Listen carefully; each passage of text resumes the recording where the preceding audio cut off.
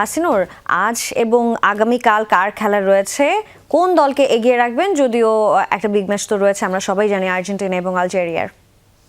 হ্যাঁ, অবশ্যই আরও বেশ কিছু খেলা আছে। আমরা একটু দর্শকদের খেলাগুলো দেখাতে চাই। তবে দিনের সবচেয়ে বা রাতের সবচেয়ে বড় ম্যাচ হবে ফ্রান্সের। আর্জেন্টিনার ম্যাচ না থাকলে এটাই হতো টক অফ দ্য ম্যাচ, হতো টক অফ দ্য ডে, হতো বিগ ম্যাচ। আমরা একটু দেখতে চাই যে আমাদের আর কার কার খেলাগুলো আছে। ফ্রান্স এবং সেনেগাল রাত 1টার সময় খেলা, ইরাক এবং নরওয়ের খেলা ভোর 4টায়, আর্জেন্টিনা আলজেরিয়া সবচেয়ে বড় ম্যাচ সকাল 7টায়, এবং সেই সাথে অস্ট্রিয়া এবং জর্ডানের খেলা আছে সকাল 10টায়। তো এই ম্যাচগুলোতে আমি যদি ফ্রান্সের ম্যাচটা আমরা আলাদাভাবে আলোচনা করতে চাই, ইরাক এবং নরওয়ে ম্যাচে অবশ্যই নরওয়েকে এগিয়ে রাখতে হবে। এই গ্রুপটা কিন্তু group of death. France, Senegal, Iraq এবং নরওয়ে এবারের ইউরোপিয়ান কোয়ালিফায়ারের সবচেয়ে বেশি পয়েন্ট পেয়েছে, শতভাগ জয়, সবচেয়ে বেশি গোল।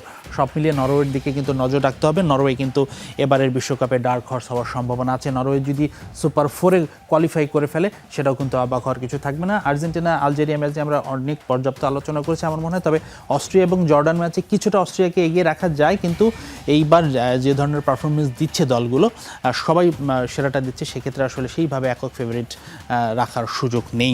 তবে ফ্রান্স এবং সেনেগালের যেই ম্যাচটা, সেই ম্যাচটা কিন্তু খুব গুরুত্বপূর্ণ, খুব আমার মনে হয় খুব টাফ ফাইট হবে।